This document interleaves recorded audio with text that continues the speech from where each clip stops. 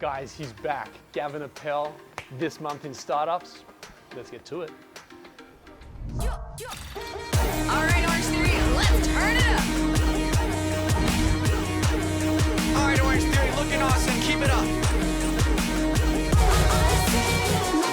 Shut it down.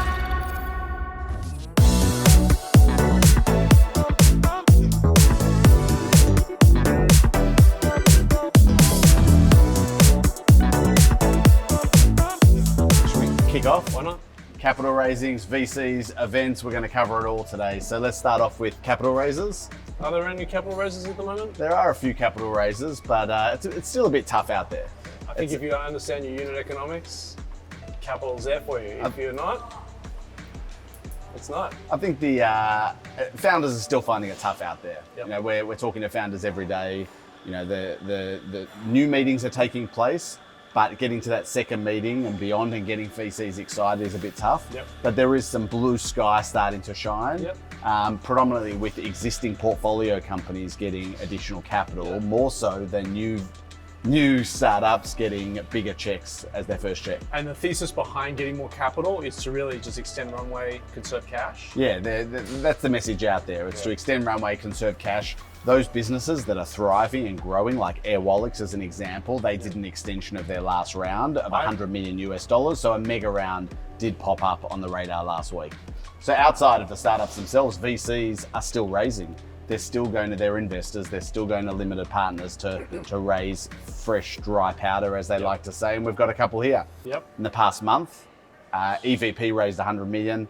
RealVC, which is Matt Berriman's new VC, raised on the path to raising his $50 million. Telstra Ventures, $500 million. Our innovation fund, $140 million fund. Can I ask you though, Telstra Ventures, is that revenue coming in from LPs to Telstra Ventures, or is it Telstra sort of siphoning off additional revenue that's come from other departments of Telstra? Yeah, no. So Telstra Ventures is actually branded Telstra Ventures historically, but Telstra are a limited partner into Telstra Ventures, and there are other investors as well in there as well. So it's more like a traditional venture capital fund now. Yep. And obviously all these VCs, they get the money from their investors. We've spoken about this before. Get the money, deploy it into startups, and obviously they want to get that return for their original investors. Yep. And there's been a couple of exits over the past couple of months as well. So we've seen FlareHR sell to MYOB, and we've seen Ento, which is an AirTree backed startup, get bought by Accel-KKR's Humanforce.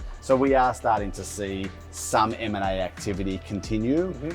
Not necessarily huge M&A activity, but we are starting to see smaller startups being gobbled up by organizations. And not to flip the next category on its head, but from an investor standpoint, there is huge opportunities in market with all these data breaches that are going on all over the place. Yeah, look, there's been a lot of data breaches spoken about in the newspapers over the past couple of weeks. I think we saw Optus was the big bang to start with, but since then, over the past 3 weeks, we've seen Medibank, MyDeal, which was just acquired by Woolworths, and also Vinomofo all announced that there's been data breaches. So this is a really important topic. It's been an important topic for many, many years, but there are some clear messages that I think we want to share with the audience about this space. So you want to kick off with one of them? I think two-factor authentication across everything that you're logging into is mission critical. Yeah. We do that. I'm not saying we're invincible, but that's just a safer way to it's a pain in the ass, let's be honest. I mean, you've got to get the text message or you've got to get your Authy code or whatever it is, but in terms of security and what's happening out there, when you put your username and password or your credit card details into somebody else's platform, you're trusting them, right? Yep. With these data breaches, there's some trust that's kind of broken a little bit, Yep. and so you may need to do a bit more administrative on your side to be able to save for that. But it is an opportunity. Investors are looking opportunistically at the market, so cybersecurity startups will be the flavor of the month right now. And I think any startup, these businesses that are being cyber hacked right now, they're large businesses, but any startup should have good operating rhythm and set up two-factor authentication and actually have a cybersecurity plan. Yeah, for sure. Yeah? Every founder and every business that I'm talking to, I'm talking about cybersecurity up on the risk register and up there as an important piece of the puzzle. So let's get out of the cloud and back into real life. Events. Events are back, baby. Events are back. wasn't a So dad joke either. last week, I think I did I got all my networking out of the way in one night. Yep. You know, Launch Vic and StartMate both had events at where'd they have it? At the I was in bed. I I slept. can't even remember where it was. Anyway, same place, same time, different rooms. So we were able to do some double networking. Launch Vic had their in real life 30 by 30. So they're looking to get 30 startups to be 30 unicorns by 2030. Wow. Which is pretty exciting. So they had their cohort, Mr. Yum and other businesses like that Great were there. business. And then we went to the next room and StartMate had over 500 people at their StartMate demo day, which was a lot of fun. Yep.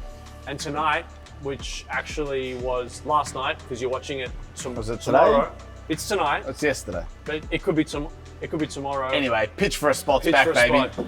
Collingwood, 5 p.m. Yesterday. Yesterday.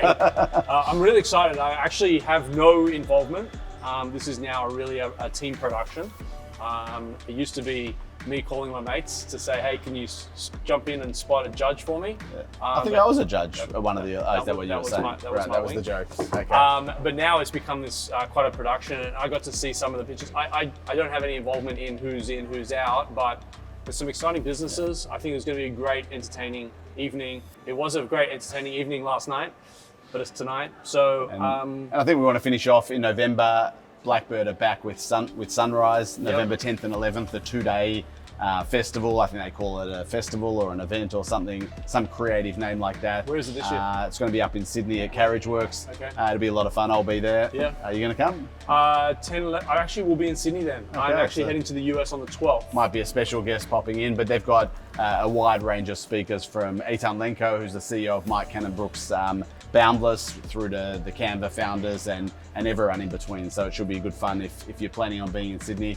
Pop up to that in real life event. Details are below or above, depending on you're watching. Gavin Appel, everyone.